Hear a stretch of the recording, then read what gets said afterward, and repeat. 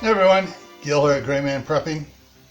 On this episode of Your Prep for Today, I want to talk about work clothing, but specifically work pants. Especially if you're working in the garden or anytime you're having to get down on your knees, you can be wearing out clothes a lot quicker than you are standing up.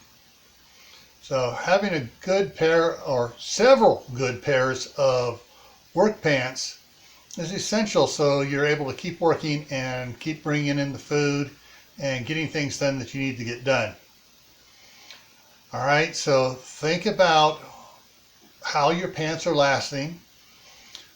Look at getting possibly some heavier duty ones. I know some of the ones like from Duluth Trading or Carhartt that have the heavy duty cotton pants that are really tough. You might consider getting those. And when you are getting work pants, don't try to be fashionable to get really tight ones or ones that are going to be hard to bend over and work with. You don't want them binding on you, all right? You want them loose enough where you can bend over, squat, reach, extend, and not get bound up by your work clothes, all right? So stay happy no matter what life throws at you.